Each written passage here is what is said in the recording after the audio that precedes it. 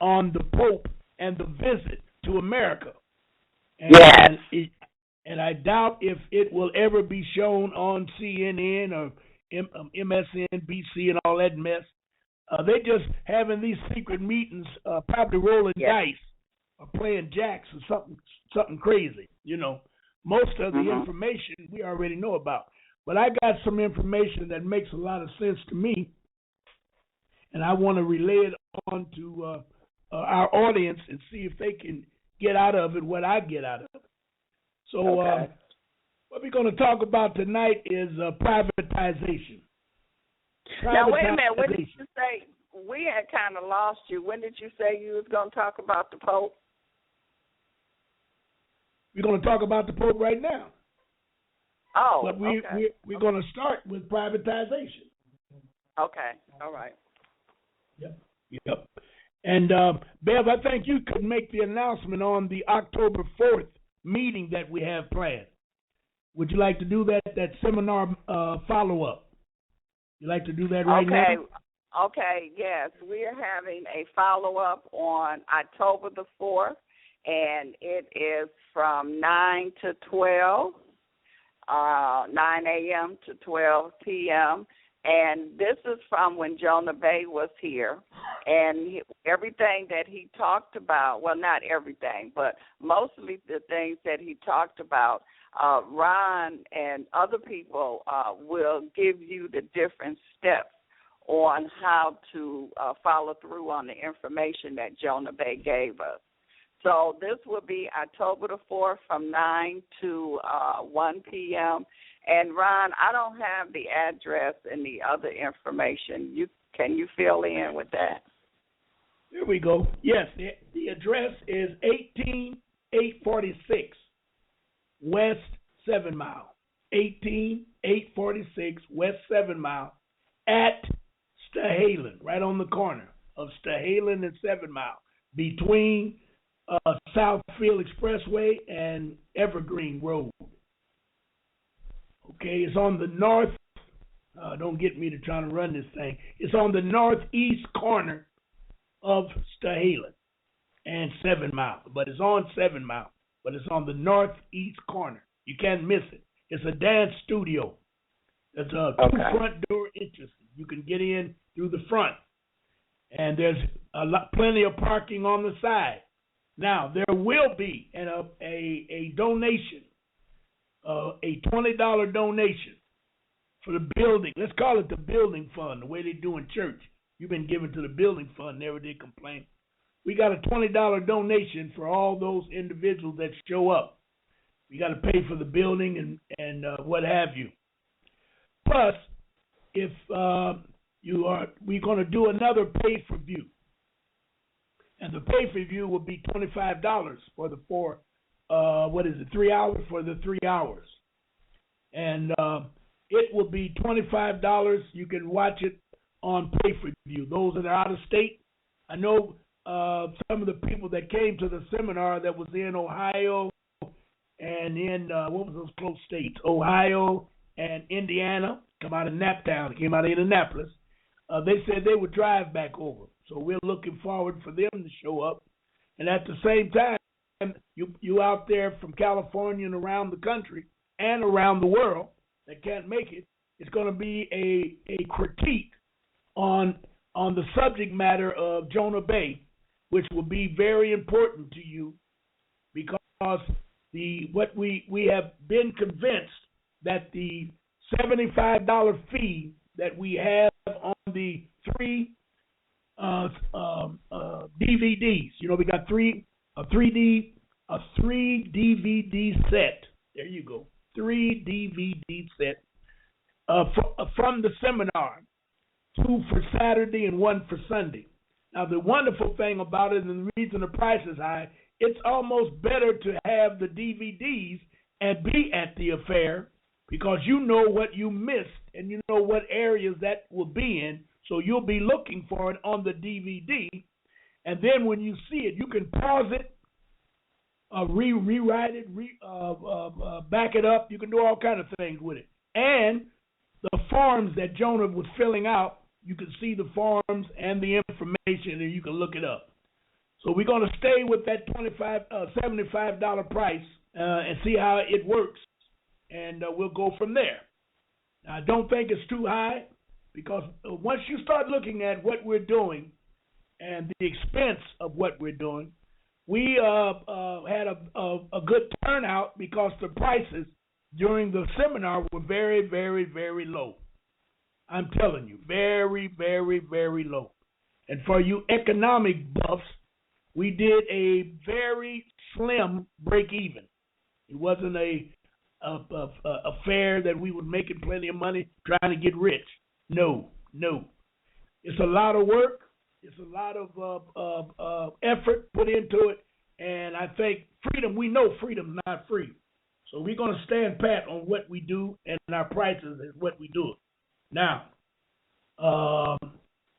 Beverly, I had something in mind that we needed to tap on, but I don't remember what it was at this time. Can you remember? Can you think of anything that I've missed? No, you gave. Now, give them your phone number and your website, so if they got any questions they want to ask you about the follow-up. Yes, that's very good. I think that's what I wanted to say. But my website is ronmarch.com. ronmarch.com. And the telephone number is 313-656-7283. 313-656-7283. I see. I got a message from one of the members that we have $100 fee on that. Message is received from Andre. Yep. We have $100 fee. We have $100 donation for the 3 DVDs. Wait a minute. Now, wait a minute. You can't say one thing and then turn around but put another figure out there. I understand. Hold on one second. Andre, are you there? Yeah, peace. I'm on. What's going on, yo? All right. Hey, Andre. Hey. I made a mistake and mentioned that the DVDs were $75, and I've been corrected through a text that it was $100. And you are running the web. What's on? Yeah, and I think for the viewers, I think that we can make an exception and drop it down to 75. Yeah. What do you think? Keep it at 75. Yeah. I don't have. Because they're going to get. Yeah, because whether they pay 75 or 100, they're getting way more than their money's worth. Yeah. But what I'll do is I'll make the adjustment. I can't do it right this second, but I'll make the adjustment on the site and we'll bring it down. We'll get that donation price down. Also, for the follow-up, there is a link on the site for people to purchase or make their donation for the tickets for the follow-up right on the website. That's what I wanted to have Beverly do. Yes, you have to purchase your tickets for the. That works very good for us. That ticket sale online is a very good practice for us. So you have to purchase it online. Okay. Mm-hmm. Yep, it helps us to track everything. It's better that way because it allows us to track everything and balance everything out the way it needs to be. Yep. Yes. I don't have a problem with it. Okay. All right. So Bev, you got it. I mean, we're on agreement in $75 for the 3 DVDs, and we will change our website to reflect that rate. Okay. Mm-hmm. And that is some valuable information that is in those DVDs. Absolutely. Okay. Yes. Okay. Yes, it is, Bev. You're right on money. Right on target. Okay. All right. That's good. Andre, you going to stand by, or I'll bring you back in? I'll ride out with y'all. You can stay. You can ride with us. Yeah, I'll ride with y'all. Okay. All right. Okay, so let's get started. And Bev, I'm glad you asked that question, and that which was, are we going to do privatization or do the Pope. It my segue is it's on the same package. Okay. So just give me a couple of minutes to bring it back in again, and we'll take off with the Pope. All right. All right. Number one, we've had a history of America. We've always had a history in America. I went through most of the wars by title last night, which the most powerful war we had was 100-year war known as the Seminole War or the Gullah Wars. If you people out there want to read some very, very important information, you need to read and look at the DVDs online right now. It's called Gullah Wars. Gullah. Gullah. Gullah. The Gullah Wars was predominantly all Moors. All Moors. Now, the Seminole Wars was when the Moors, the Gullahs, united with the Seminole. When the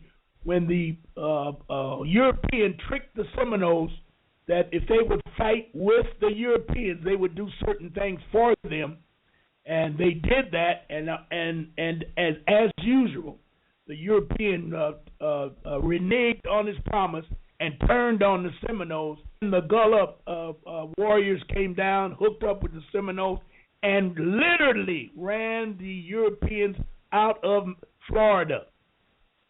And it wasn't Florida as we know it down there in the lower United States. It was more territory than that, but we'll just go with the word Florida. Ran completely out. Get the hell out of here. That's what it was all about. And ran them out completely. That was old Thomas Jefferson and Latif. I thought I'd go look his name up. I can't remember. Okay, so once the war simmered down momentarily because the blacks were fighting each other, and there was wars all across America. The Europeans stepped back and regrouped, waited until the war was over, which was, let me call it for a lesser title, Civil War Number One. Civil War Number One, or the real war. Let's call it the real war. The real war. What they did, they waited until the Iroquois Confederation won, which was in the South. They won the first Civil War. They fought against the Powhatan Confederation, who lost. That's where Pocahontas was from. And then the Europeans united with the Powhatan. That's when you get into that John Hawkins trash. And they united together and attacked the Confederacy. And that's when they began to write the history and the notes of history, and they said the South lost the war. That's when the South actually lost, after the Europeans pulled that was a Machiavelli theory. You attack the enemy, the one that won the war. You always want to regroup and attack it, because the people that lost would be willing to get their land back, and the people that won are injured because of the fight they had with the defeated army. And that war was won by the Union Army. Now, when I say Union Army, that was all in hindsight. Don't get hung up on this blue coat, red coat trash that came out of Hollywood. I'm speaking purely in revisionism, historical revisionism. The European had a not a rough time, they had a lousy time trying to maintain and steal everything from us, because we always fought them tooth and nail. But once they started the second Civil War, that one that they like to talk about, and they used the date of 1861, and the date was February, I believe, of 1861, when they used the word Sénédai. You need to look that word up. It's a French word called Sénédai. I think it's French. SINEDIE, 2 words. Pronounced Sinedai. That's the way I pronounce it. Sinedai. And they use that to start the lie of the new historical revisionism to fill the books with nothing but trash, lies, cheats, and everything. So everything started moving forward from 1858 into Sinedai, 1861, and then they had to set up what we know today as the 13th, 14th, and 15th Amendment, because they had to make amends for the blacks that were in the North and the blacks that was in the South also. So they set up this madness called the 13th, 14th, and 15th Amendment. And I mentioned last night about that damn Huckabee, the one that Peckerwood running for president, when he went to Kentucky and stood by that Kim Davis.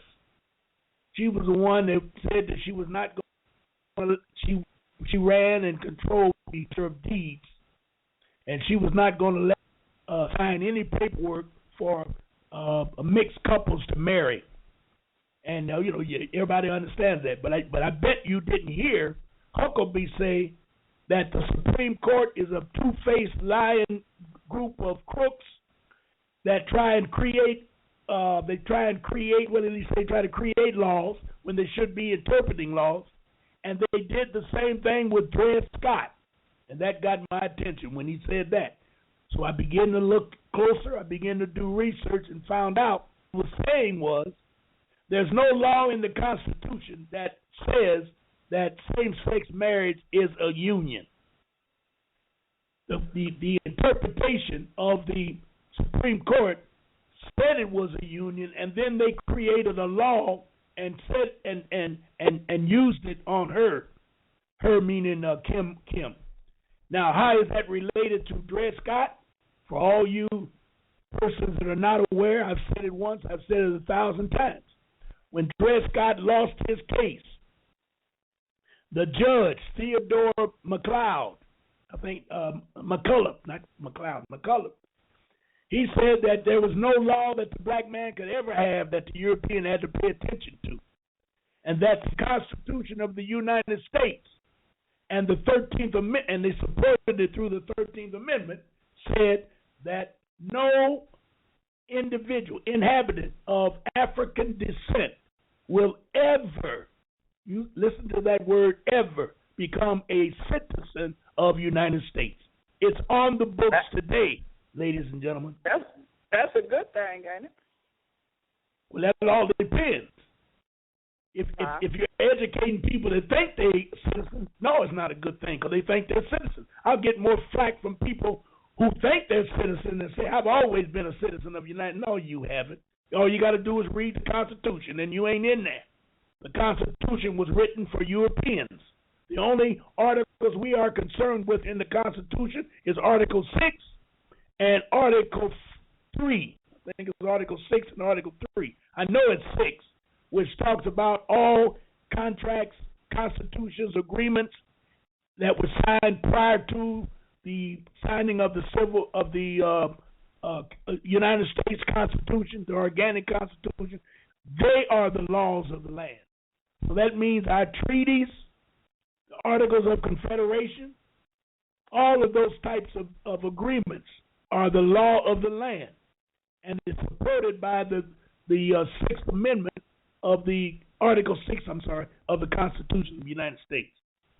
Now when you Ron, isn't the treaties have more value on them than the Constitution? Yes, I just said that. I just said that the treaties, contracts, agreements are considered the law of the land, not the Supreme Court. All of the authority of the European comes from the Supreme Court. That's why when you do your status in your invitation, your special invitation, injunction, you must. Oh, okay. Yes, you must declare your status, and by declaring your status, you pick up on the Articles of Confederation, the Iroquois Constitution. You can go all the way back. Especially if you're like myself, and my DNA says that I am an indigenous American.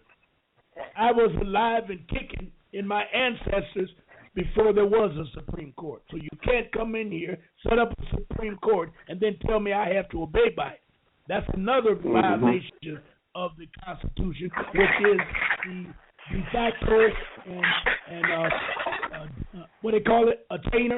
The detainer of de facto and the detainer. Ex post facto. Okay. Yep. Go ahead, Andre.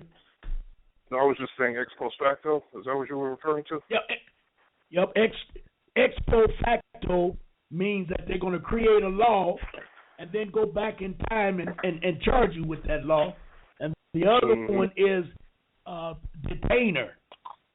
I can't remember the wording of it, but all of that would be involved in that. You're breaking the law if you try to get me and yourselves who was here. That's why they had to make it clear to you that you come from over there after the Africa. Constitution was signed. Yes. Yes, Bev. No, I was just saying that's why they're trying to convince all of us that we all came over here from Africa. We wasn't here when they got here. Okay. Yes, ma'am. Yes, ma'am. Yes, ma'am. That's why they do that. Because that puts you after the Supreme Court, which means they control the Supreme Court and you come under them. And they labeled you in the 14th Amendment a 14th Amendment citizen, which means that you were not created by your creator, you were created by the Supreme Court. Okay. Everybody got that? I see what they're doing. So they saying that was no indigenous people of color, none of us was here. When they came over here, it was other people that was here. And we all came over on the ship, but we came over after they put together this corporation. So that makes us a citizen, a slave of this corporation. Yes. You got it. You got it. And you see how easy that is to teach that in colleges. And we get those call-ins. We don't get many of them anymore. But we used to get those call-ins trying to tell us that we don't know what we're talking about, and it's all there. I don't have to argue with it about it. All you got to do is look at the dates, and you'll see. Right. Because when they went on to formulate what is known as the United States of America, Inc., notice how I said that. When they set that up in 1871, there was no one. They didn't have any sections. They had a formulated corporation with no employees, no workers, no unions, none of that. So they reached and got the 14th Amendment and said all 14th Amendment persons born in America and under their tutelage meant that you belong to the 14th Amendment, which means you belong to the United States of America, Inc. That's what that was about. So they had to make sure that go ahead. So basically, it's a lot of noise. Do you hear that noise in the background, Ron? That's Andre. That's what are you doing, Andre? I'm outside. Let me mute my phone real quick. I'm getting in the ride. Okay. Sorry about that, y'all. Okay, so basically they had a corporation on paper. Yes. It was like they set up the corporation, but it was like they hadn't opened their doors yet. Yeah, correct. And they had no money, definitely had no money, and they had nobody to work the fields. So you owned the land by, that's a word they use, you took the land by acquiescence because nobody challenged you. So you had all the land, but nobody to work the fields of the land. So you was broke as a he ain't in hell. You got it? But then when they said we own all of the citizens of America because they are 14th Amendment citizens, now you became a millionaire or super rich overnight. All right. Got it? Yeah. If you go to the bank tomorrow with 10 acres of land and 100 slaves and ask for a loan, and I go in the next or the same day and I got 200 acres of land and no slaves, the question to you, Beverly, is who would get the loan? The one with the slaves. Yes. And you know, and to me, I put that as, in today's term, it's like I go to the bank, I got a house, I ask the bank to give me a loan to put my house up for collateral. But you go to the bank, you got 4 family flats, and you got income coming out of those 4 two-family flats. You go to the bank the money first. Is that Andre again? Yep, Andre. Yeah. You're making too much noise, brother. Really? I'm in the ride now. I know it, but every time you move, we hear you.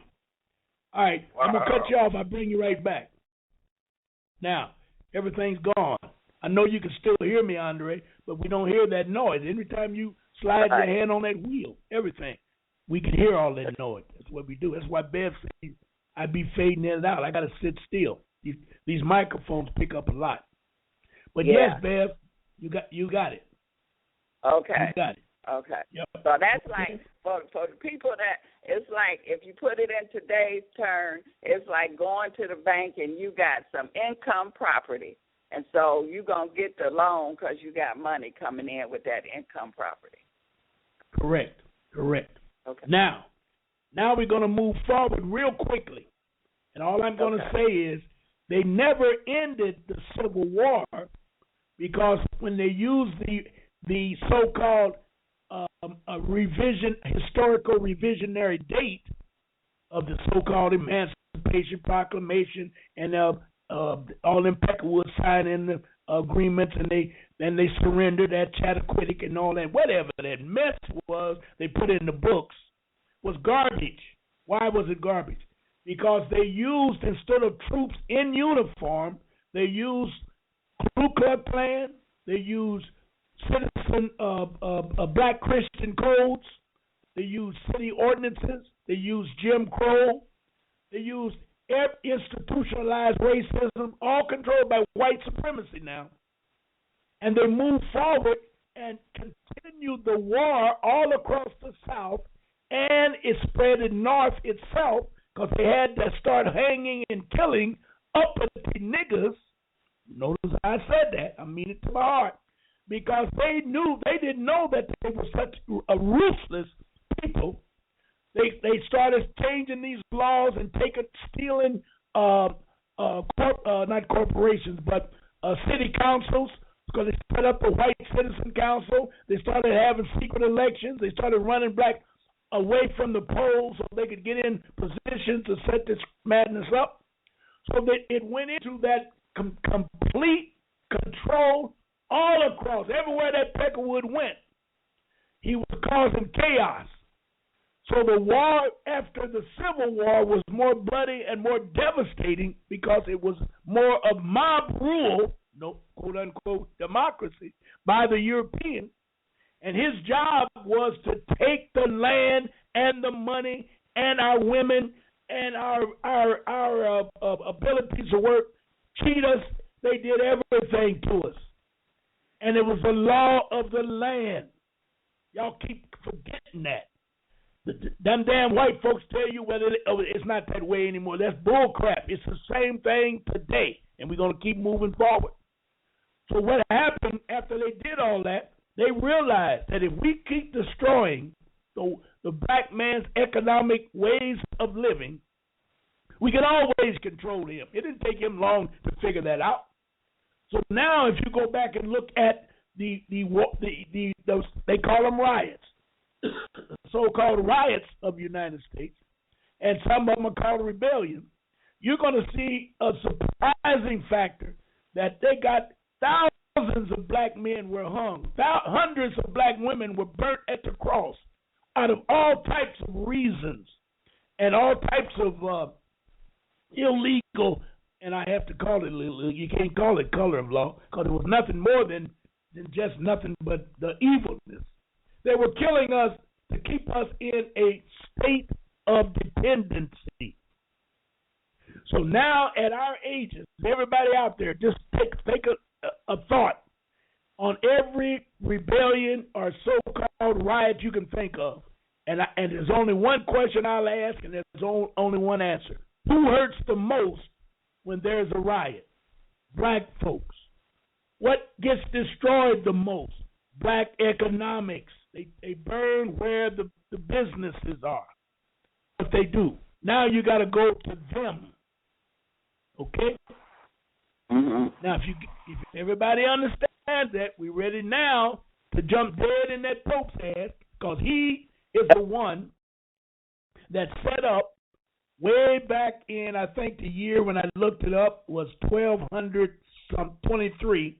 They set up this thing called Roman Curia. R-O-M-A-N. Did you look it up, Beb? No. Okay. R-O-M-A-N. Roman Curia. C-U-R-I-A. And what that is, it's the legal apparatus for the Vatican. Mm-hmm. They set up all of the legal apparatuses. Now, keep in mind, when I say legal, they are the ones that have the big stick. They are the ones that set this stuff up. And one of the things they set up, and I can read it to you as I pull it up, and it was called, I'm going to bring it up to you. There we go. That ain't it. I'm getting too happy here. Let me do it right. There it is. Okay. Take notice. The Roman Curia created the concept of legal fictions. The Roman Curia created the concept of legal fiction. Now, you got to think back in 1223 or 1250, back in them days, the Romans and the Catholic Church owned, ruled, and controlled everything. And I like to say that because we over here had never heard of the Pope. The hell with the Pope. Know nothing about that crap. That's why they came over here and tricked us and took so much from us with that Ponce de Leon and the Christopher Columbus and Lopez and all of that trash that came over, stole all of the gold and silver they could find and took it back to the Pope. Those were real activities. Those were real acts of atrocities that they created. We act like we don't know nothing about that. So they didn't teach it to us well. We try to think that it's so far back we don't need to worry about it. My best friend is a Catholic. They ain't got to worry about it. That type of stupidity. Well, the bottom line was, not only were they given the power to steal and rape and loot, they was also given the power to murder and kill anyone. And he would get the blessing of the church that did not believe that the Pope was God or the Creator on earth. Y'all got to get that in your noggin, and you got to remember it. They're trying to correct it now. They're trying. That Francis is trying very hard. That's why he's getting so much resistance. You wait till tomorrow. Wait till he leaves here and watch the Republicans go crazy. Wait till tomorrow when he's supposed to be in Congress and half of the Republicans don't show up. They allowed to be out front throwing tomatoes at the Pope. They don't give a damn. You got to look at that stuff. Now, while they're doing all of that madness, it says that the Roman Curia created the concept of legal fiction. What is legal fiction? Trust, foundations, and other cooperations for good reason. However, legal fictions can be misused. They threw in there that they did it for a good reason. I have no idea what that reason could be, but they said it was for a good reason. This is another form of historical revisionism. I wasn't there. I don't know. They're covering themselves going and coming. Fine. Are Yes. you on Wikipedia? No. Nope. I got this through an email. I thought I sent you a copy of this. Oh yeah, okay. I was just pulling it up on online. But you can. That's okay. You can. I got it in my phone. Well, let me tell you, you can do it this way. You can Google, everybody out there, you can Google public notice to law enforcement, comma, sheriff, elected officials, and bar association members. And you ain't got to put all of that in there because it's going to pop up, and I mean it's going to pop up fast. It's called public notice. Public notice to law enforcement, comma, sheriffs, comma, elected officials, comma, and bar association members. You see it? Yeah. Okay. All right. Now, by maxim of law, that's God's law, that's common law, maxims of law. Those who create are responsible for their creation. It follows that the Roman Curia is responsible for the proper functioning of all corporations worldwide. I know y'all never did believe me when I keep telling you the Pope owns the corporations. General Motors, Chrysler, Ford, they all belong to the Pope. As of September 1, 2013, Pope Francis declared all corporations and corporate officials fully liable for their errors of omission.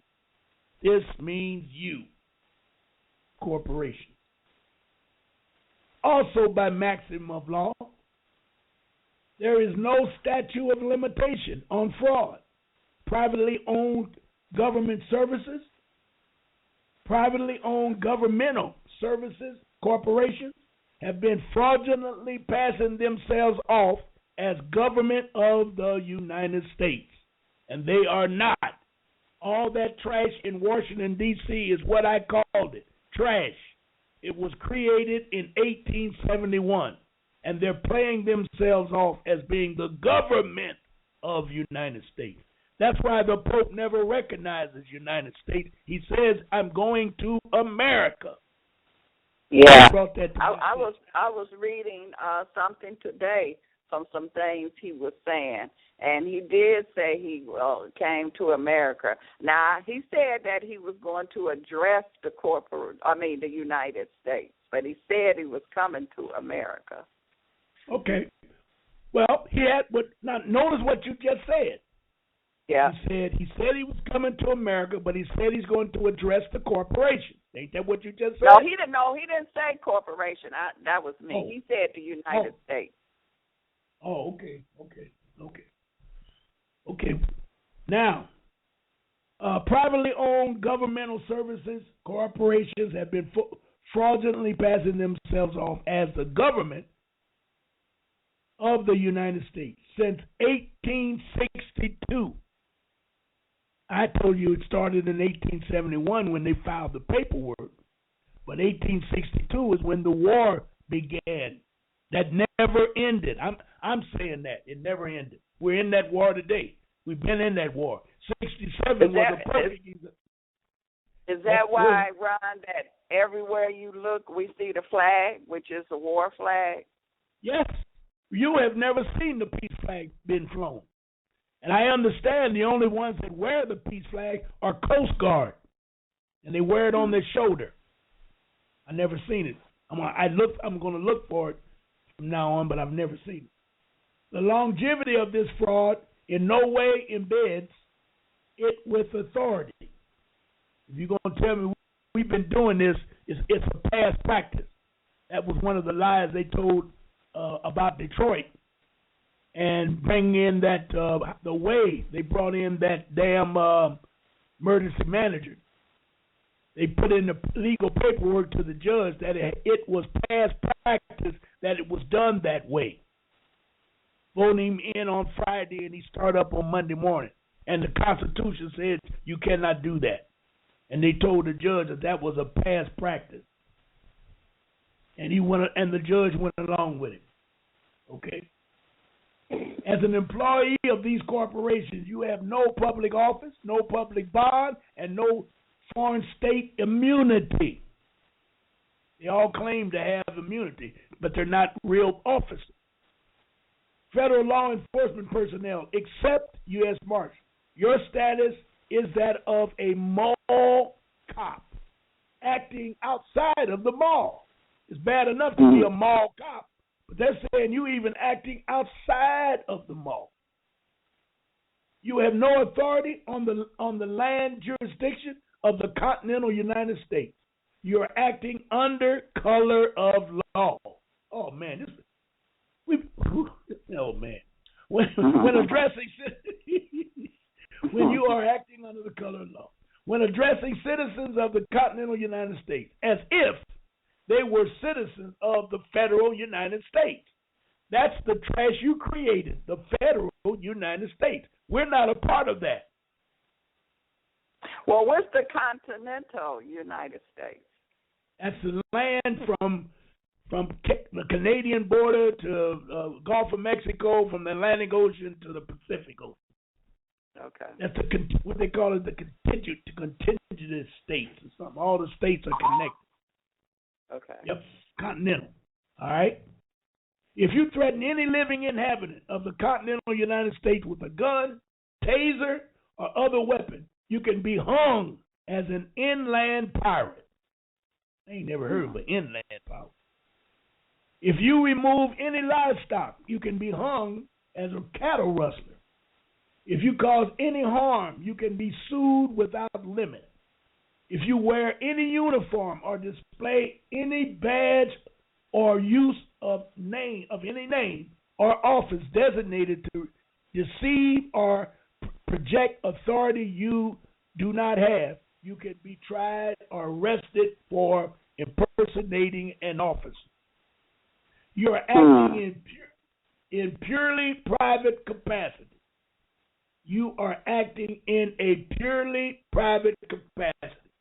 So when you start doing your paperwork, you don't want to say, for example, dear CEO of General Motors, you did this, you did that. No. You say, dear CEO of General Motors, parenthesis, DBA, doing business as. Then you put in Fred Johnson, living at 2929 Joe Blow Street in wherever. Put his personal private capacity in there. You got to get it in there. Whew. You are acting under private capacity, and you have only equal rights that may be withdrawn at any time. If you belong to the federal government, federal United States, you are 14th Amendment citizen, and the 14th Amendment gives you civil rights, and they can withdraw the civil rights at any time. But if your birth certificate is in place, you are now a natural citizen or a continental citizen, if you want to get real thick. And they cannot withdraw your rights because your rights came from the Creator, not from the Supreme Court. You get that, Bear? You getting that, Bear? Wow. Yes, I'm getting it. It's sinking in. All right, where am I at? You are also under martial law and may face extreme punishment for infractions against civil populace, against us, people, us. Acts of plunder, mortal violence, mischaracterization of civilians, or combatants are all death penalty offenses. U.S. Marshals are allowed full agrees within the continental United States. They can go all over the United States, so long as they are sworn and acting as officers sworn to uphold actual Constitution, the real Constitution,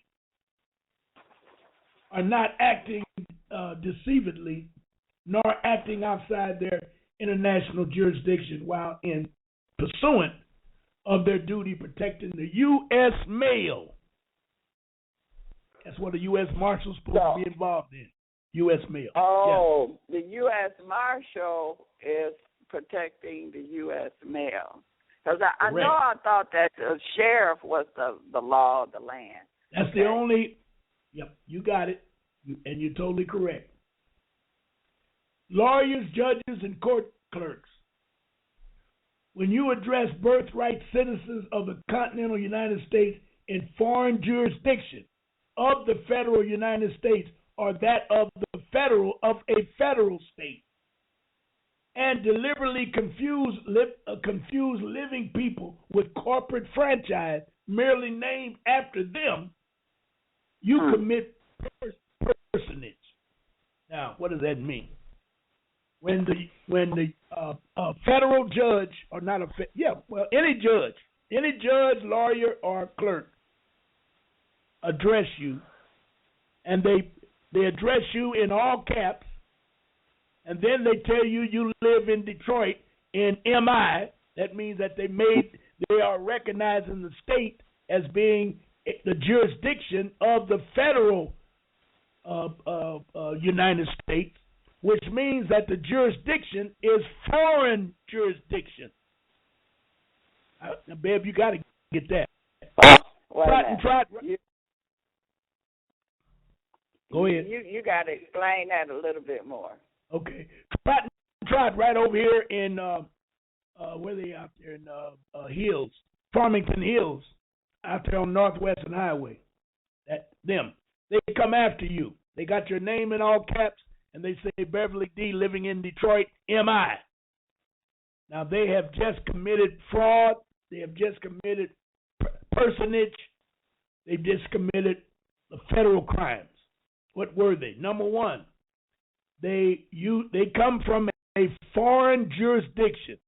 The foreign jurisdiction is Washington, D.C., under the corporation of being in the Bar Association, BAR.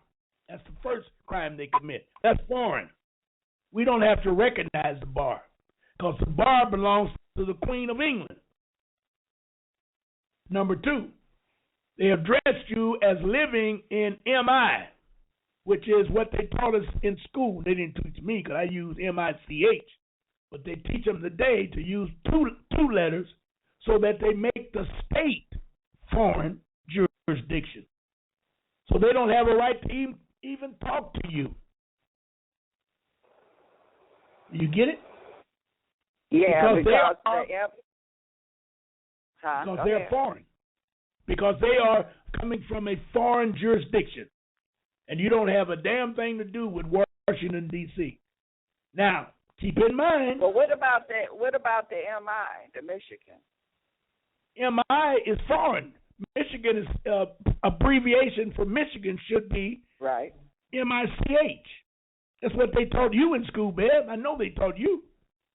Yeah, but that was before it became a corporation, though. Once it became a corporation, was an illegal act by the United States, Washington, D.C., which is a foreign entity. And then they made the state of Michigan a foreign entity by calling it MI. And you accepted it because you knew it should have been MICH, but you just said, the hell with it. I don't care. You went on and started putting in MI. So through acquiescence, you began to use and accept the fact that you was in a foreign state, and if your birth certificate and that was in all caps, you was a First Amendment citizen. So you ain't got no argument at all. You can't say a damn thing but do what they tell you to do. And somewhere along there you missing it.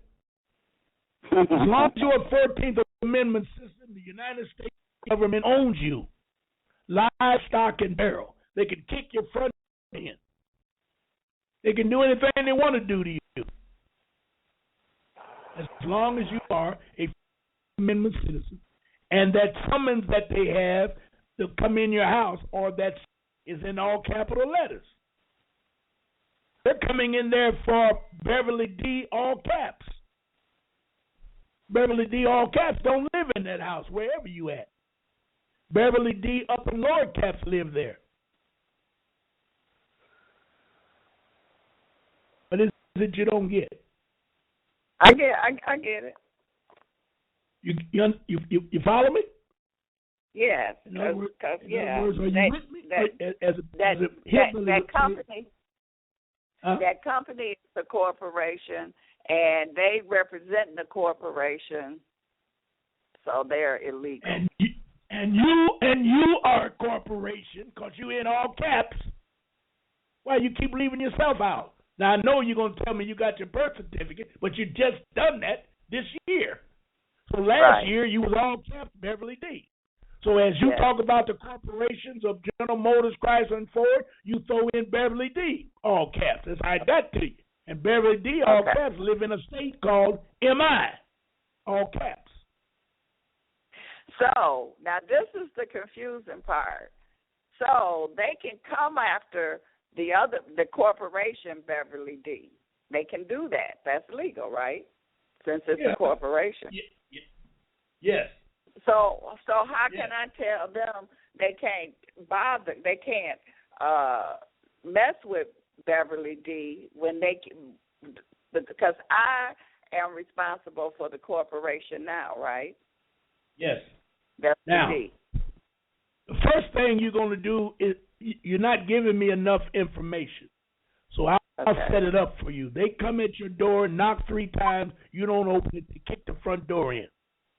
Right. All right? You come forward and say that I am Beverly D. upper and lower caps. They say to you, we could care less. And if you open up your mouth again, we're going to slap the crap out of you. You're going to shut your mouth and stand there and shut up.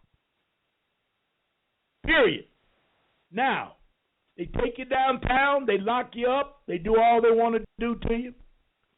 I'll give you the language later, but I'm just giving it to you as quickly as I can. Mm-hmm. When you go before the judge, you have a right to present your case. You're going to write your initial, what they call special invitation. In that special invitation, you're going to make it very clear that my name is Beverly D., upper and lower caps. I am a natural citizen of the continental United States. My nationality is a Ouachita Moor or whatever you want to get your nationality. All nationalities came before the Supreme Court, so you ain't got to worry about that. But you're going to choose a nationality to make sure they understand that you have your nationality. And every opportunity while you are arrested, you're going to make corrections who you really are. They keep saying Beverly D. You're going to say, are you saying upper and lower? How are you saying that?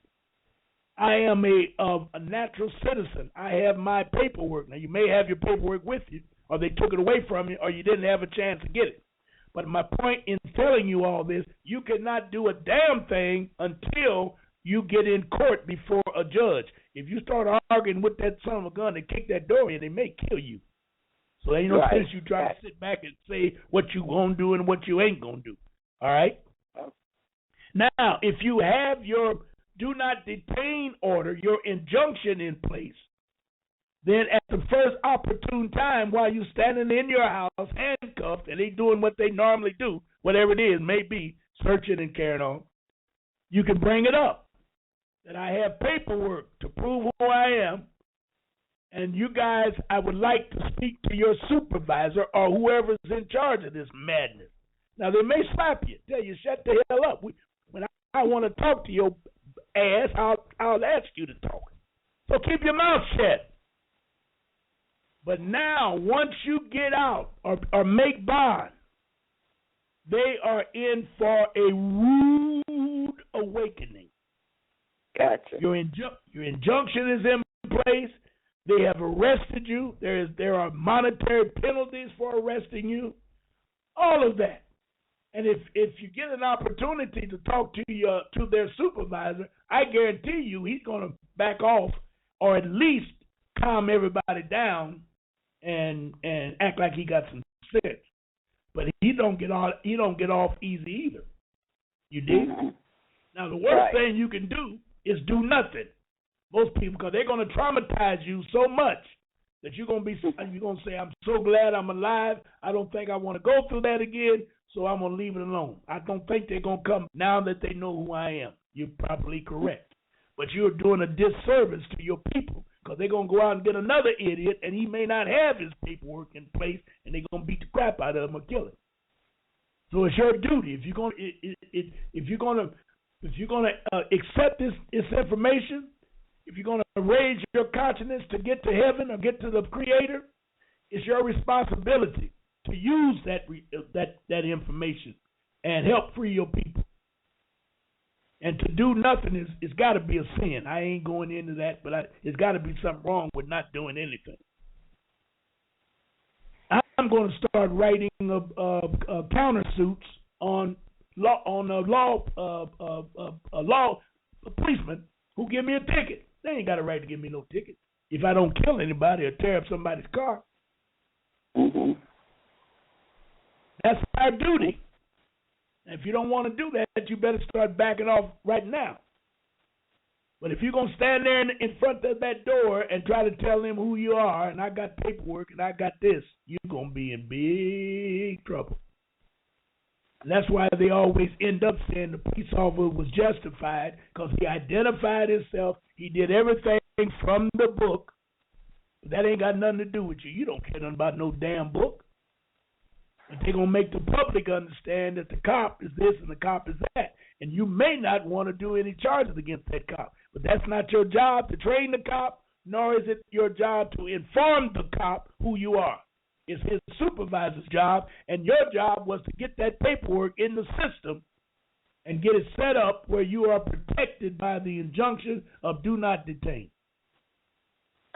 Does that make sense? Yes, it does. All right. Now, we got to keep going down here at the bottom because this information, where we at? We can go another 10. We at 7:30. We get off at 8:30. You want to take a break now? Let's keep going. I don't need a break. You want to? What do you say? No, I can keep up. All right.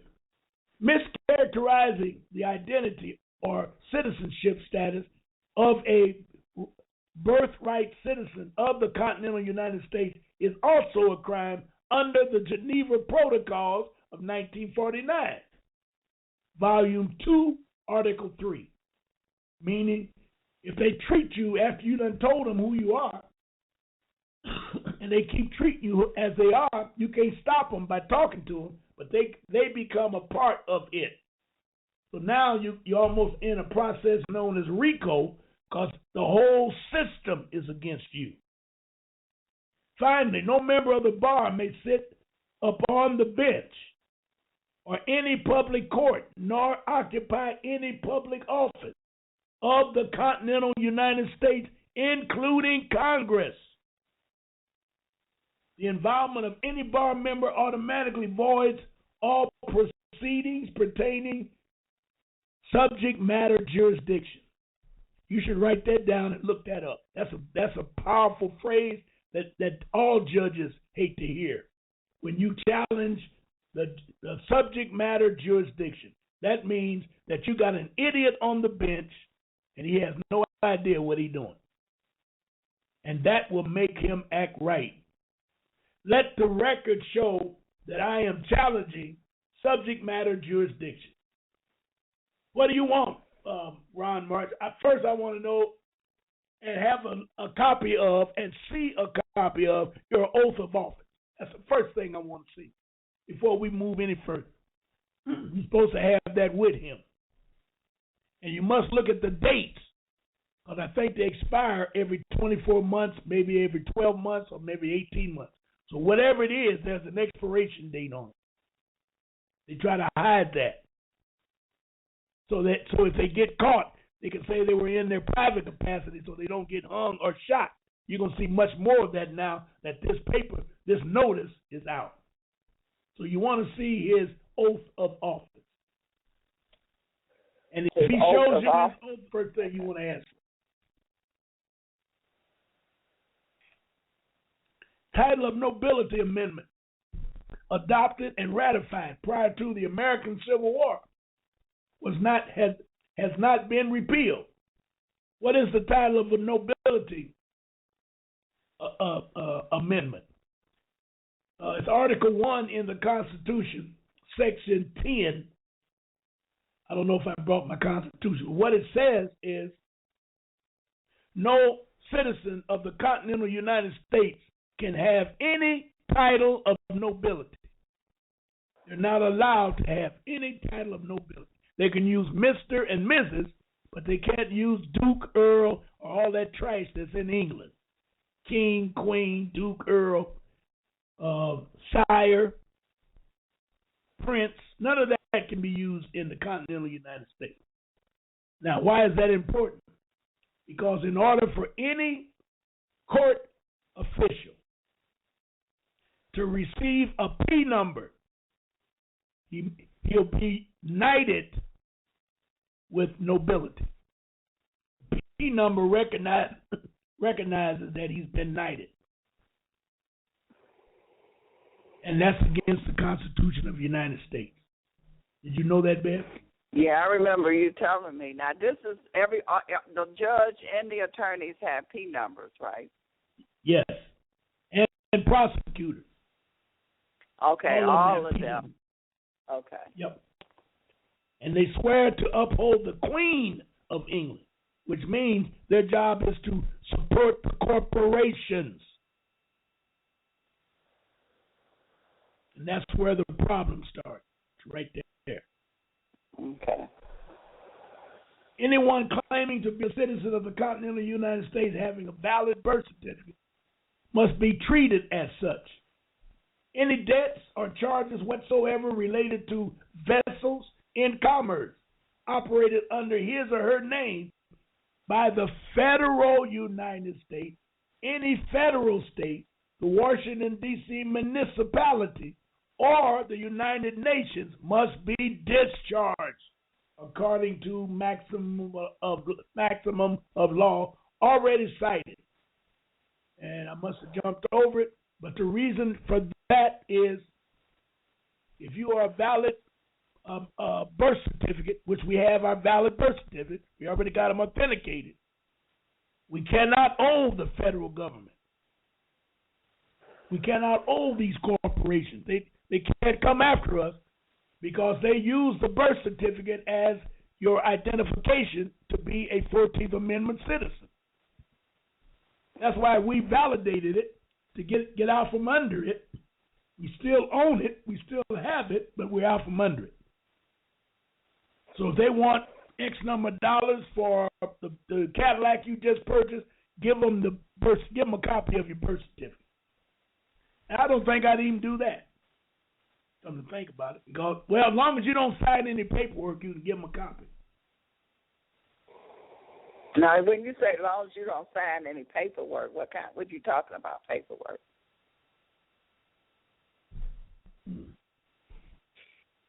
Excuse me. I'm drinking some juice.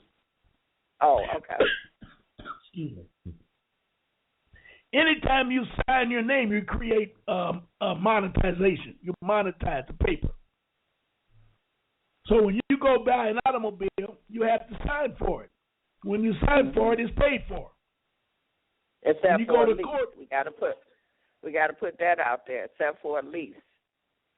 Except for a lease.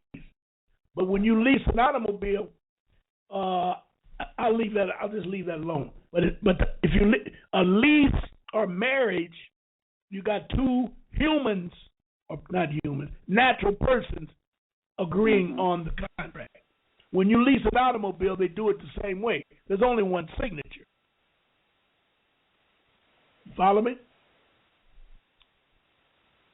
When you lease an automobile, yeah, yours. Does a salesman sign? No. He may date it, but he ain't gonna sign it. That means that he's personally responsible. He's what? The only lease is let me say what you brought up. The only contract that is a real contract in the United States that I know of is only two. Leasing an apartment or building, leasing property, or marriage license. Those are two contracts because the husband and wife sign. And then when you lease an apartment, the owner of the building signs or the manager of the building signs. Right, right. When you get an automobile, you get a lease automobile the same way you get the regular automobile. The wording is the only thing that's different. And they probably still charge you the full amount, but I don't know. But probably they charge your account because you created it. If the lease in a 2-year lease is going to be 100 payments, they charge you and sign for 100 payments. It's paid for when you sign it. Believe you me, it's paid for. Those 100 Yeah, they payments. charge you for whatever the amount. Let's say the car is worth $20,000. Yep. And you get it for 3 years, and they want $1,000 a month. I ain't going through the math on it. Right, right.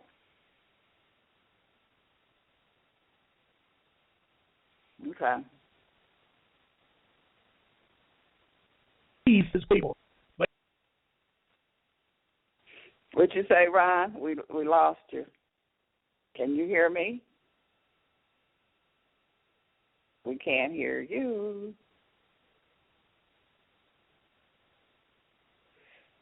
Ron March.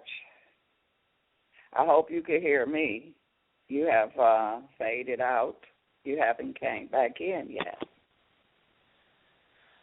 Well, while we're waiting on Ron to fade back in, on October the 4th, there's going to be another class, a follow-up class for when Jonah Bay came to Detroit.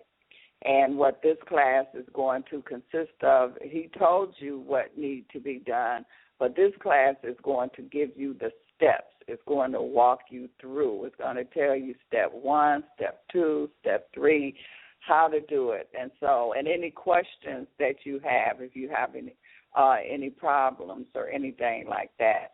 So this class will be October the 4th. And it's going to be online, too. And you can go to the ronmarch.com, his webpage. You got it, Fab. I'm back.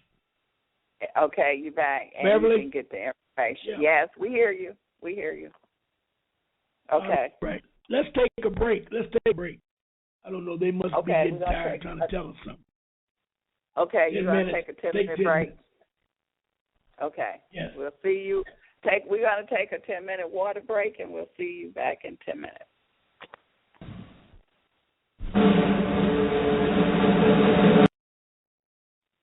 Beth? Yes, we hear you. Okay. I'm on the 3rd page of this document, and I got a couple of more documents I want to deal with. So I'm going to skip down.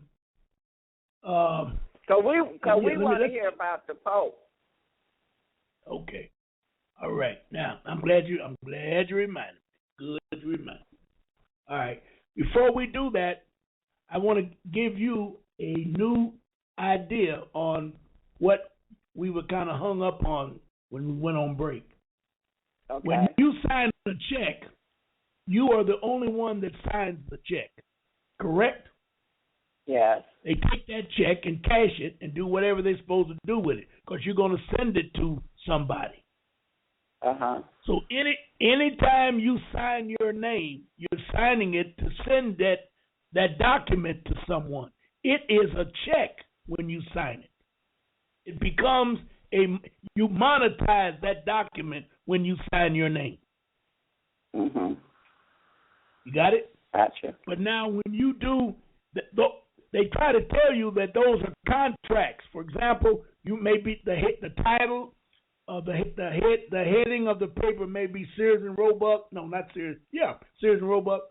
And you're buying a brand new lawnmower, and you're going to do it on credit. And all the things that are on a real check, you see it right on that document, but it ain't in the same order. And they tell you when you're going to pay it and how you're going to pay it, all that stuff, and then you sign it. They can take that, Sears and Roebuck can take that document and cash it and get their money right away. Now, out of your ignorance and being trained as a 14th Amendment citizen, you start making payments to Sears. So you technically are paying Sears twice. And then if you miss payments, now they go through the garnishment process, and now they have nerve to come and get the lawnmower if you don't act right and don't pay it off. Mhm. You follow me? Gotcha. All right. Now, when I tell you that when you try and sue Sears or you tell the judge, I don't have a contract with Sears because Sears didn't sign it. Judge don't want to hear it because the judge knows that if Sears shows that document again to you, Sears will be charged with fraud because everything I just told you was an illegal process. You making payments and all of that. So the judge will say to you that Sears has a secured interest in that lawnmower, and you're going to pay for it. And you don't know what a secured interest is, so you keep paying for it because you don't want to go to jail or you don't want to, whatever the judge threatened you with. You kind of get it? Yes. So when I tell you to go and look at Title 25, Section 1733, I think that's what it was, when it says if you authenticate that document becomes the original and can be used in the court of equity. That you tell the judge, wait a minute, Buster, they don't have no secured interest.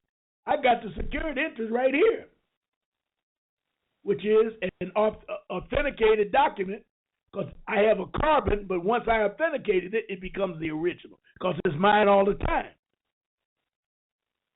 But now when you turn it around and I say to you, I don't have a contract with them, then you don't have a contract with them. So I say to you, wait, but you do have a contract with a lease or a marriage because you got the other man on the other end that signed it. You can bring his, but he don't have secured interest because he signed it.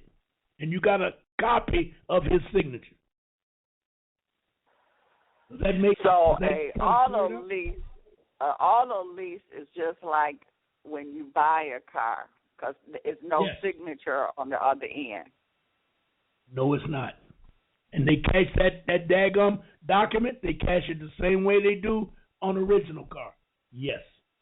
So, okay, so if you go through the procedures with them like you buying the car, can't they come and get their car because they just loaned it to you? Basically, what a lease is, they rent it to you. That's true. If you don't make payments on the original car, on a regular no, I payment, mean, you make their payments, but you know how you go through that process where the process of where you have the Treasury Department to pay it off. Oh, now you're bringing it in a whole different scenario.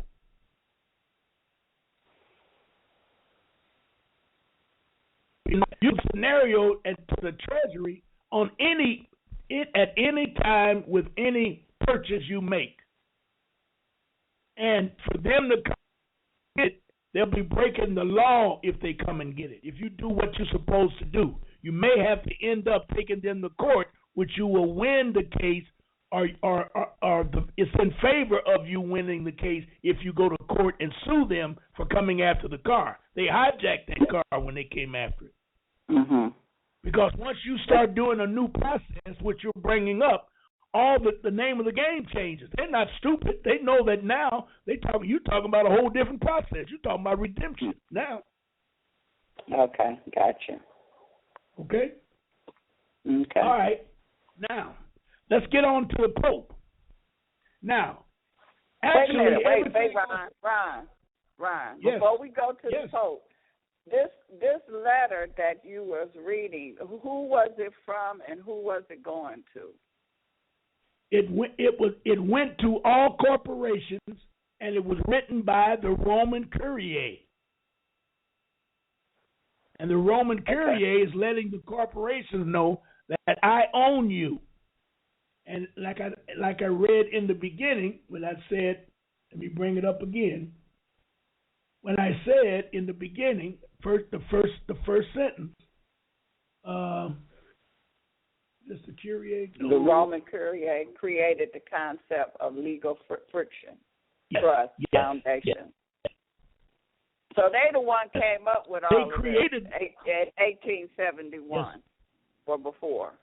Yes. Okay. And they are now trying to clean it up. They came up with the concept of corporations back in whatever year it was, 1223, I believe I recall. And they came up with this concept of corporation. That's what made them be super rich the way they are today.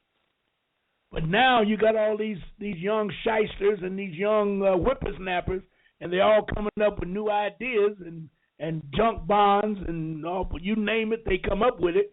They're becoming rich, and by them becoming rich, they're doing some fraudulent activity, and it's causing the earth to be imbalanced by their activities. And I'm talking about it from the Pope's perspective, not you and me, not our perspective, the Pope's perspective. His money's slowing down coming in, and he sees where if it continues in this corrupt manner, the Catholic Church going to run out of money. Or go broke.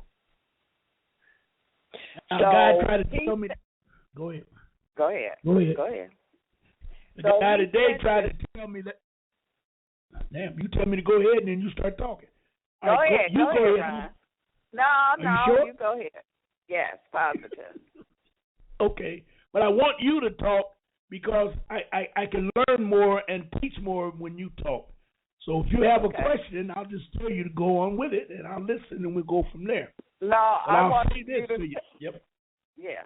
Go ahead with your statement, Ryan. All right, real quick. The guy today said the Pope can never run out of money because he's too rich. And I told him that he doesn't understand how money works. If you don't continuously create money, you will run out of money. Why? Because you have to use your bulk money as collateral because you want to use other people's money as you do your business in the streets. So if you got your collateral is all to the up to the neck in collateral, then you're actually broke. You can't even buy a loaf of bread because all your money's tied up. And then he looked at me and said, you're right. I said, I know damn well I'm right. That's why people get in trouble because they get a nickel or a dime and they begin to try to invest it here and invest it there. And before you know it, they're living good on a high level, but now they don't have any money to stay on that level because it's all tied up. So now they got to start selling bonds and breaking contracts and doing all kind of negative things where they'll soon be broke because they didn't spend the money correctly. That's true. Agree. Yes, you agree. True. Now, and so all I was saying is that they wrote this notice April the 5th of this year, and now you looking at September, and he is here physically. Now you catch it on, baby. Yes. Yeah. Yes. Okay. Now, how does that play into privatization? They've done everything they've done in the last 20 years, coming from Coleman Young forward.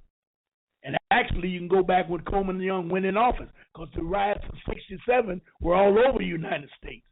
All of those activities like that were activities to create monies in order to keep United States of America, Inc., in power with money. And it was all done on an illegal process because all they were doing was burning down the economic systems. Our economic system was in Black Bottoms, and it was over on 12th Street and stuff like that.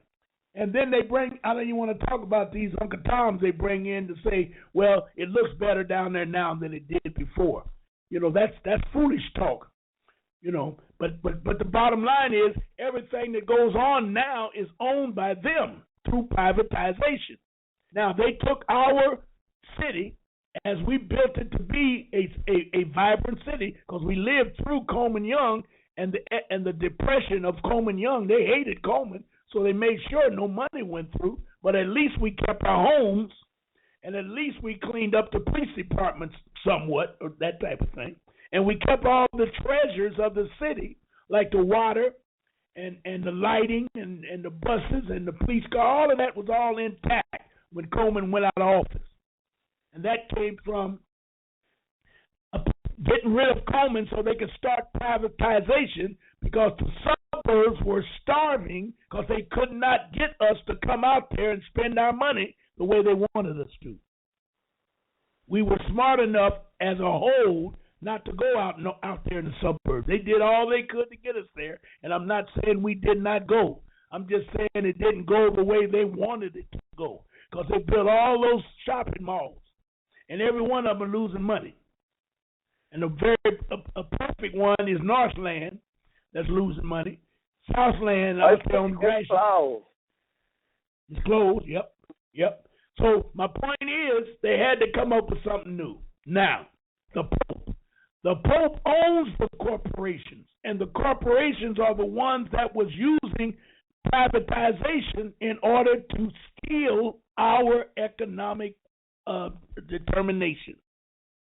And the Pope is saying, in all this information I'm bringing you today, y'all gonna stop that madness.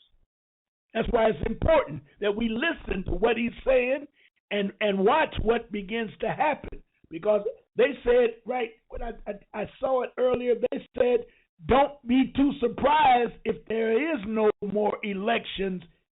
Let me find that piece. If there is no more elections in United States of America, Inc., because it's an illegal process. It's a fiction. It's a fiction of your imagination. And they already signing. I told you, Bev, that Executive Order 13604.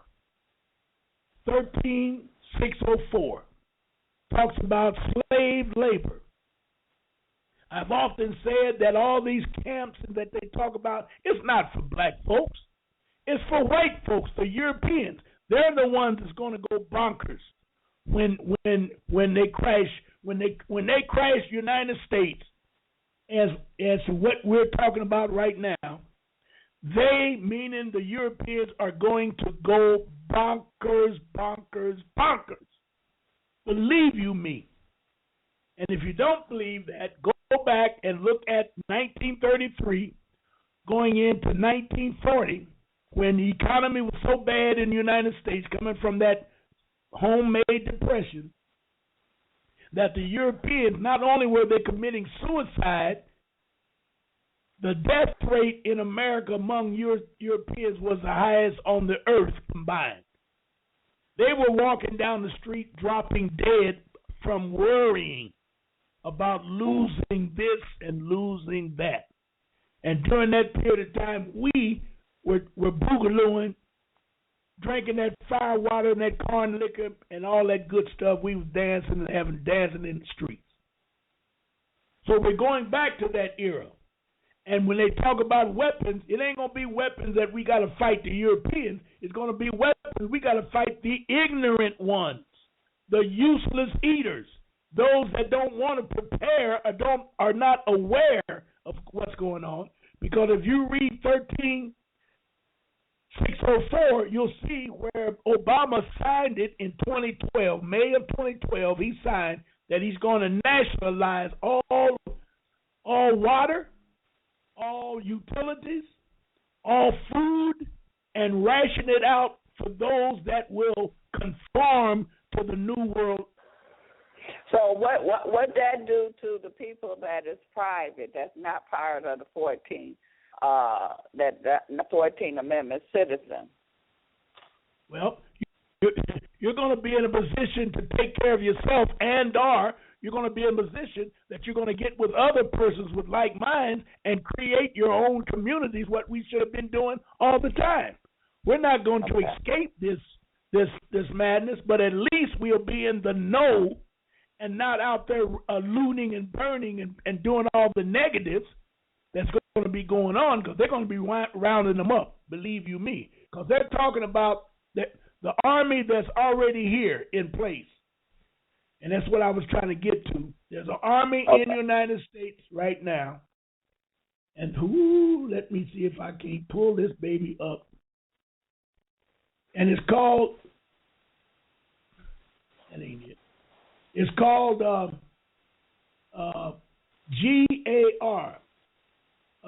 Grand Army of the Republic. I think that's what they call it.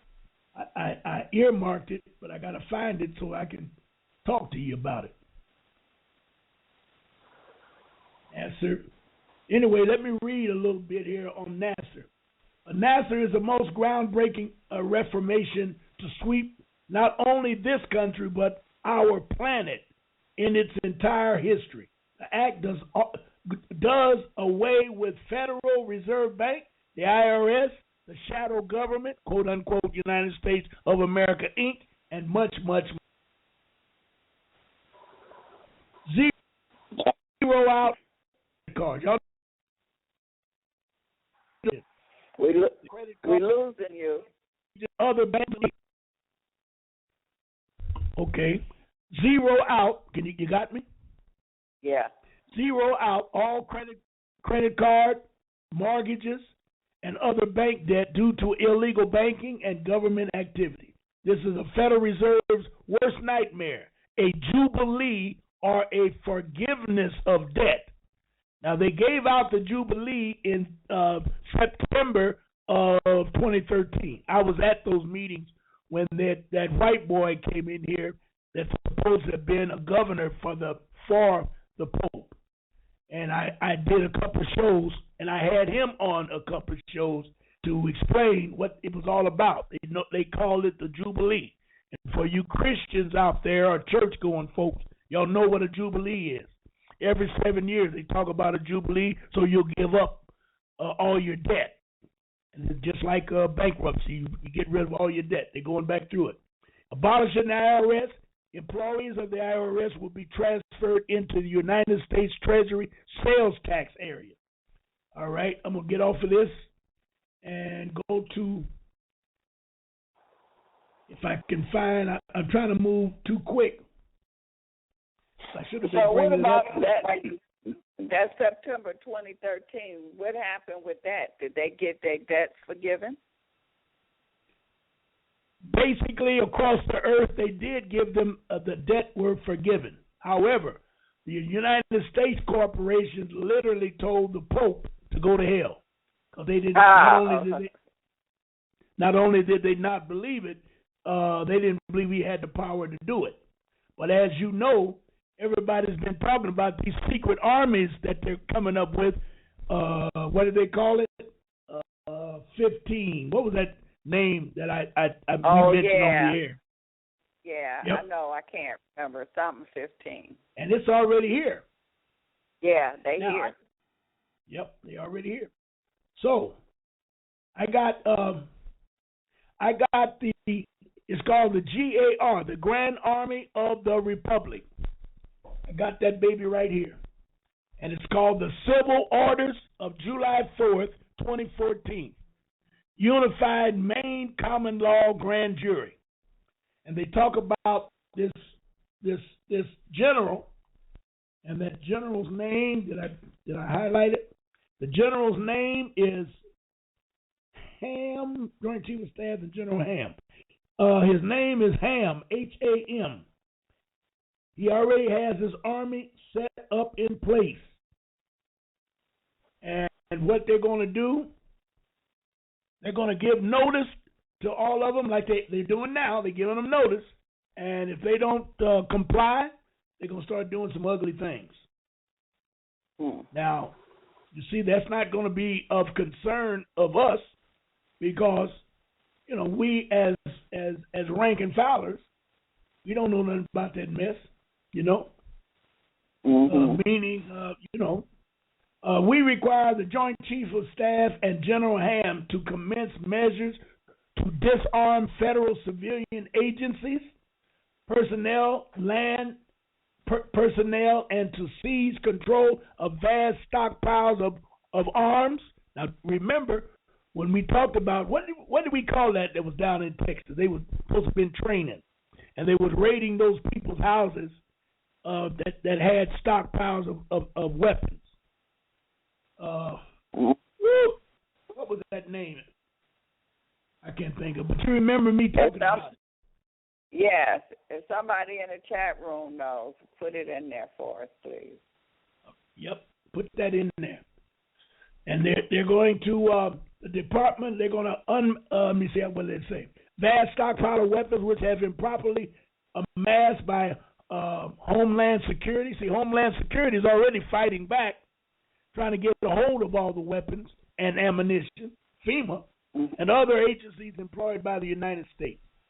The only agencies allowed free egress on the land and on the land of American states is the Is what? We lost you. What is it? Marshal Service. And only when the United States Marshal Service.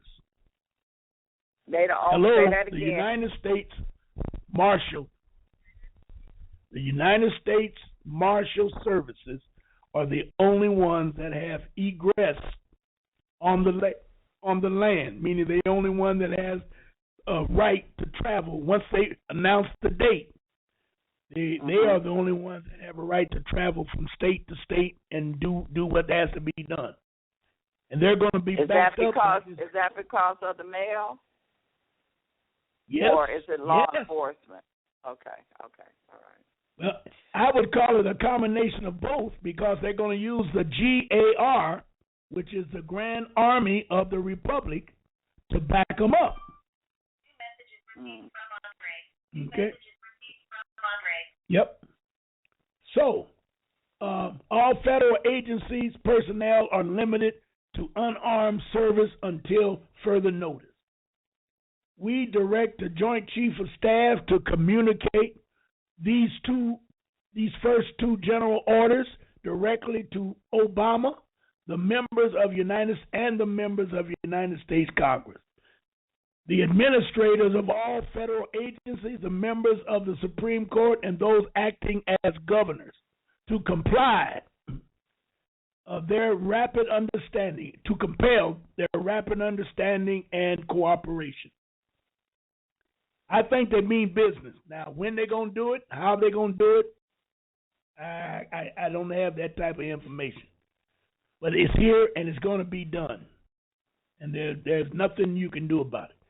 Such foreign officials include members of the American and the British Bar Association who are licensed to act as privateers against the interests of the American states and the American state citizens. From 1845 to 2013 in flagrant breach of trust. I'm telling you, they getting down with the get down, Bev. It sounds like it. Now, where did you? What site you got that from? I got it from Unified. Write this down. Unified Maine Common Law Grand Jury. Now, Maine is spelled with an E, M-A-I-N-E. Unified, say it again. Unified Maine Common Law Grand Jury. Okay. And it's called the Civil Orders of July 4th, 2014. Okay. Including acts of fraud and treason committed between 1933 and 1945. They're jumping in the New Deal and are condemned posthumously. So they're gone and dead, but they're still charging them with crimes. Inasmuch as elected officials operating United States of America having similar committed war crimes against American states and their peaceful inhabitants during the same period, they stand condemned posthumously. No enforcement upon any American state or American state citizen is owed as a result of any act of any Congress operating as the Soviet government of the United States, nor as the board of directors or board of trustees or any incorporated entity whatsoever. All these estates and estates, upper and lower caps and all caps, erroneously believed to present the American states and American state citizens, and which were conveyed by fraud and legal deceit of the United States of America, and more recently to the city-state of the United Nations, are reviewed without exception to the geographically defined American states and American state citizens, where they shall be remain to perpetually as a state belonging to the rightful and lawful beneficiary. So what they're talking about, they shutting down all them corporations that we are in. Did you know I told Jonah I had information that all of the corporations that we have been getting into, like the one I do not have the foreign yet, but they say the foreign one is no good, and they said that the irrevocable trust is a corporation. It's no good. Revocable trust and irrevocable trust. There's a new one out, and I don't know what it is, but they said that's the only one they're going to recognize. Everything else will be shut down. So this is some very important stuff. I may put this together as a package. This notice is by my hand and upon my civil authority set forth 4th of July. The lady's name is Anna Marie Riezinger. She's from the Pope. What does it say? Pope Francis. She's the private attorney in service to His Holiness, Pope Francis. And she's up in Alaska. This is some heavy stuff, Bev. Yes, it is. Yes, it is. That's all I can tell you. And it's got judicial notice. We, the Unified Maine Common Law Grand Jury, concur with the above notice, signed by David Robertson, who is the Grand Jury Foreman pro temp. It's got the seal on it. Common Law Grand Jury. And it says, for more detailed report, read Disclose 101. Need to know. They got some information on what you can look up. So again, I'm telling you, this is not something to play with. Now, how it's going to come about and what it's going to be about, I have no idea. But I'm protecting myself on the grounds that my birth certificate is in order, and I'm not going for no yang or okie doke. Telling you that now. And I'm going to arm myself and family. Go ahead. But it seems like whatever we got to do, people got to step it up, because if your papers is not in order, it kind of put me in the mind of like the Nazi days. If your paper is not in order, then you're going to go in that line. It depends on what line you go into. Or depends on your paperwork. Making a very good point. And it's something to understand. And you need to start preparing yourself, especially with families and young children. You need to start buying some canned goods and some dry beans. Yeah. So that and some bottled water. And you can always use it if nothing happens. But I'm telling you for sure that Pope ain't over here to play hopscotch. That's right. Now, you can take that any way you want. He's not here to play hopscotch. And he mentioned Martin Luther King today, and he said that there was a promissory note written in 1963 that's never been cashed. It has never been fulfilled. He said that this morning. I heard that with my own ears. He said it this morning, and when he was greeting, right after he was greeted by the president in coming to America. And there's too many suspicious things going on. Now tomorrow is going to be very interesting with the Congress. How they going to act with their dumb ass? I'll tell you that now. They're already suspecting that there's going to be some antics. because they said they don't think the Pope should be getting into political affairs. If he's going to be a Pope, he's got to stay a Pope and start preaching But his they book. don't understand he's the CEO of their corporation. Well, if you want to put it that way, I'll agree. But I say they don't give a damn. You know, you keep laying out authority as if they're going to abide by some authority. Those folks ain't going to abide by no authority. They like wild animals. They've always been that way, and there's no reason for them to change now. Go ahead. We got a caller, and for those that is listening on the internet, if you call 347-215-8041, and just in case we continue over our time, which we have 3 minutes, you can still listen to the question and the answer. I'm going to take a call from 205-757. 205-757. Greetings. Greetings, Sister Beverly and Brother Ron. How y'all doing? Great. How are y'all doing? Great. Very good. Very good. Information. Yes, the information is great. It's wonderful. This is the lady that you talked to last week, and I was saying I was going after my birth certificate.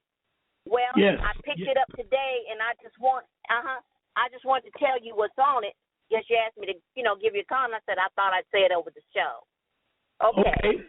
I went and I went and got it, and what I've got is says certificate of authentication. Authentication. Yes. Authentication. You said it. Authentication. Yes. A certificate. A certificate. You got it.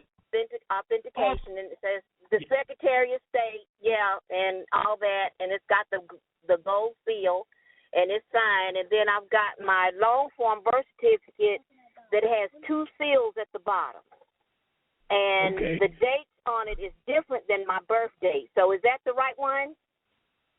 Why would it be different than your birth date? Well, Why I would heard it be you say different? something about. Well, I heard you mention at one point that when your birth date is different than when you actually get it, because you were saying something that you'll get it's 2 different dates on it. I heard you say that it would be 2 different dates on it. All right, so you're wrong. Go ahead, Bev. No, go ahead, Ron. I want to ask one question. Go back to the body of the letter. In the middle of the letter at the top, does it say full faith and credit anywhere? I heard you say that, but let's see. On the cover letter. It says, on the cover letter, it says, I, Trey Haggard, Secretary of State of Tennessee, do hereby certify that R. Benton McDonald or was the state registrar for the state of Tennessee and the person authorized to certify birth certificates in the state. I further certify that this, to the best of my knowledge, information, and belief, the signature to the attached birth certificate is true and genuine signature of the said R. Benton McDonald State Register for the state of Tennessee at time of signing. It says, in witness of I have hereto affixed my signature and the great seal of the state of Tennessee and Nashville is 23rd day of September in the year of our Lord 2015, Trey Haggard, and then it's got some more signatures. Well, first of all, I believe you have the county. Yep. You have the county. Look at the birth certificate itself. Is it a long form or just a regular form? Meaning, is it 8 by 11? It should be, what is it, Bev, 11 by 14? Yeah, or 8 by 14? Yeah. It sounds like you got the wrong one. Side. Yes. No, it's a legal side. The birth certificate is a legal side. Right. Well, did you go to a legal pad?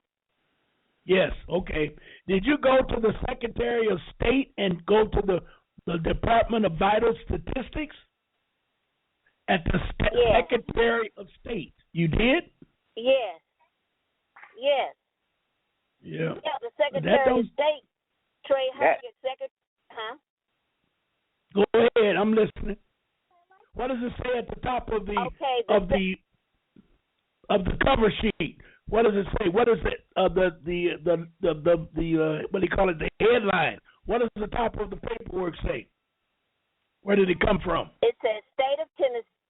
Okay, State of Tennessee, Trey Hargett, Secretary of State, Division of Business Services, William R. Snodgrass Tower, Rosa Parks Avenue in Nashville. That's it? It says Certificate of Authentication. Yeah. Mm-hmm. Is that it? And you got the wrong one. Uh-huh. I think you have the wrong one. She folded it. Well, she folded it up on a long blue sheet of paper and stapled it. Right. It's like a long blue letter size, legal size paper, legal thing, and she stapled them together and put it on this blue thing. Yes. Now, question to you. What is the date of your birth? And you said it was different than your real date. How much different is it? Okay. About, let's see, maybe 2 weeks. All right. You got the wrong one. You got the wrong one. Really? You got the one from Yes. How much you pay for it? Well, I paid $15 for it, and then I paid $15, and then I paid $2 for the authentication. Yes. You got to hang on to that. You'll need it at a later date. You need to go back and tell them you need the long form because you want to do business in Taiwan. And when she says to you, what do you? When they say to you, go ahead, Bev. Go ahead. No, I was just saying it might be easier for her to do it through Vital Check. It would be, but she's gonna definitely pay $75 and up if she goes through Vital Check. But if she's gonna go back down there, it's gotta go. You gotta go to the Department of Vital Statistics, not that mess you just read off. Right. You must go to the Department of Vital Statistics. And the reason where I went to get the birth certificate. Yeah. Yeah, but it didn't say that at the letterhead. I asked you to read that letterhead, and you went to talking about Snodgrass and all that kind of mess. I ain't heard yet about the department. It's the state of Tennessee, Department of Secretary of State. Mm-hmm. Right. That ain't what you want. You want the Department of Vital Statistics. And the reason that your birth date is different is because you have the birth of your straw man. Now I'll ask you a critical question. Is the letter in the birth certificate all caps or upper and lower caps? I do not have no rules. It's in upper and lower caps. Oh, all right. Well, I think you should go back and ask the question. Is the Secretary of State in your city? Sounds like it is. No, I was born in Tennessee, so I. You drove to Tennessee? Yeah. Or you called them? You did? Well, I didn't call them. I just drove. Yeah. I'm telling you, you got the wrong one. My name. Okay. Well, my name on my birth certificate is in upper and lower caps. It's got my birth date, and then it says the doctor. I think the doctor signed this on November the 2nd. So it's a few days after I was born. Yeah, y'all got that. You got the wrong one. Yep. You got the wrong one, sister. Are you the one that changed your name and didn't use it at all? Were you the one that called in? Yeah. So what name is it in? The new name or the old name? And it's in the old name, which I'm going to go back to my old name. Yes. Okay, good. Yeah. I would think you need to either, like Bev says it best, you need to go to Vital Statistics and fill out the form online. It'll cost you about $75 or $85. I'm not sure, but it's going to cost you some money. Yeah. And do it that way. Well, see, at the very bottom, at the very bottom it says certification of vital record. So that doesn't mean anything, right? don't mean nothing. Certification of vital record. You want the Department of Vital Statistics. That's why I tell you what, call them up tomorrow. Call them up tomorrow and tell them that you have the wrong one. You want the state birth certificate because you're going to go to Taiwan. You're going to leave the country and set up business over there, and then see what they tell you. Okay. You might be able to do it all on the telephone. Okay, Because what she got? She got the county birth certificate. Is that what she got? Yes. And she'll find out tomorrow, because once you tell them you're going to Taiwan, and they're going to tell you, well, you got the wrong one. That's what they're going to tell you. Yours is apostille and not, and it's not authenticated. So I'm going to leave that where it is. I know what they put on there, but it ain't right. Hold up. You said that the one that I have is apostille? Yes, I would say it was apostille. No, what you got right now, I know what you're going to say. No, it's not apostille, because I had a choice of checking apostille or another, and I didn't check apostille, so I know it's not apostille. But if you do vital check, you got to check apostille. Wasn't it set up that way, Ron? They got all they food trickery. But she didn't do vital check. She did. Oh, that's right. When you check apostille, but they gave me a choice of apostille, and apostille says you do business with the Hague, or you're affiliated with the Hague. Yes. The Hague. Yes, but you can. Yes, you're right. But you can't do business with that one in Taiwan, because Taiwan does not belong to the Hague. That's why you want Taiwan. I got you. Okay. Yep. So just call them on the phone. Okay. Don't try to get smart and tell them their job. Just call them and say, I believe I got the wrong one. And they'll say, what do you mean? And then you explain it to them, and then shut up and let them tell you. Okay? Okay. All right. I can do it again. No problem. The money's no problem. Okay. Well, don't feel bad. Don't feel bad, Paula. I did the same thing. I had to do it twice. Okay. Call us back next week, or call me and let me know how you're doing, or email me. Do that. Ron March Show at yahoo.com. Email me. Let me know how you're doing. Okay. All right. Okay. I'll even do okay. All right. Thank you, Ron, Brother Ron and Sister Berry. Thank you so much. Okay. Thank you for listening. Okay. Okay, she's trying hard. She's trying to get down right. She's trying to do it. She's trying to get it down right. Yep. And I think time is of the essence. I believe that. And I'm going to be on that TV tonight and all day tomorrow, because they'll be critiquing what happened today. And I begin to feel that there's something that's going to come out of this that everybody's going to know about. Now, don't forget, this weekend, there's supposed to be a bloody moon. Don't start calling me crazy. One of them days is supposed to be a bloody moon. And that all coincides in with the Pope being here. Yes. You know, they never do anything unless they're in tune with the earth. So y'all got to get this thing right. You know, they into the ritual. So he over here doing a major ritual. Yes, he is. Okay.